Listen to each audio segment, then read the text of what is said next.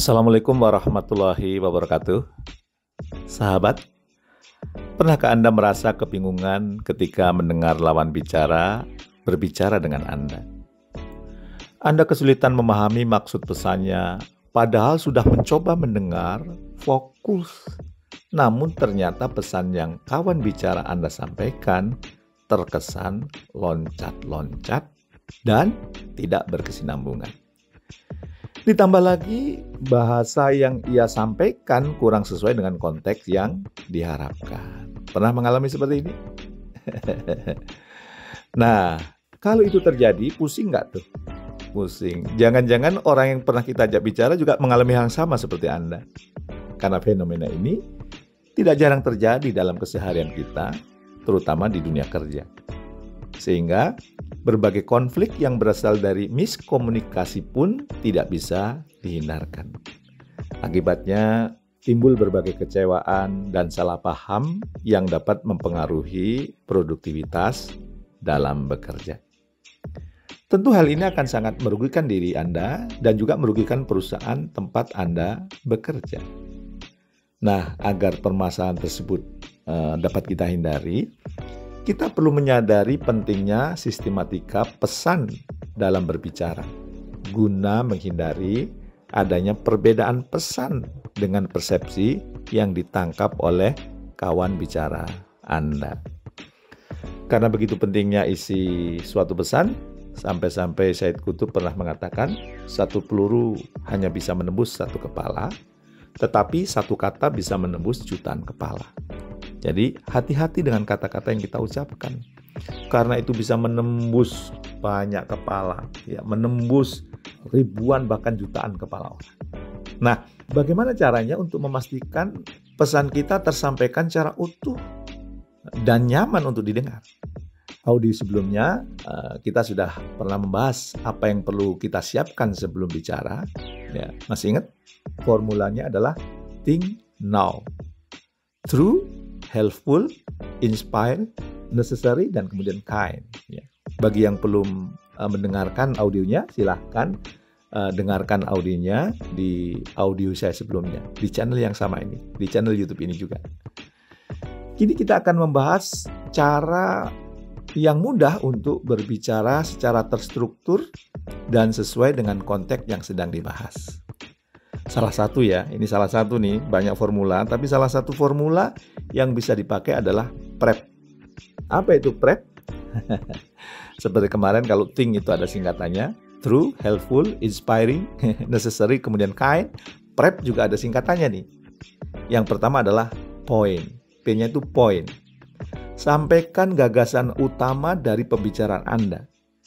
Gagasan atau topik utama yang ingin dibahas dapat disampaikan dalam satu kalimat utama yang jelas dan padat.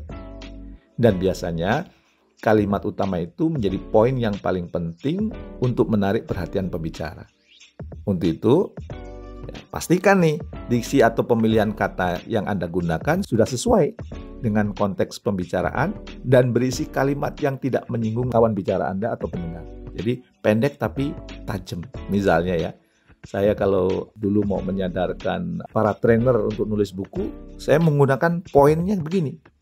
Kartu nama seorang trainer adalah buku. Nah, itu dari poin ya, bahwa seorang trainer itu perlu punya buku supaya idenya itu tidak dianggap gathologi, ambil sana, ambil sini, tapi benar-benar dari buah pikirannya ya. Yang kedua, selain poin, maka yang kedua adalah apa kira-kira? Nah, ada yang bisa nebak? Yang kedua adalah prep, point, kemudian R, reason. Ya. Kenapa? Reason itu alasan. Kenapa itu penting? Karena mungkin tidak semua orang memahami apa maksud atau alasan Anda mengatakan statement tersebut. Tidak semua orang yakin bahwa kartu nama seorang trainer itu misalnya buku. Ya, mungkin sebagian dari mereka tidak langsung setuju dengan ucapan Anda.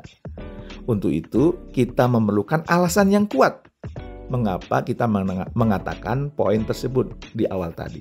Nah, maka kalau ada alasannya, itu sangat powerful. Alasannya itu bisa bersumber dari kitab suci, jurnal ilmiah, ya, atau kemudian fakta gitu ya.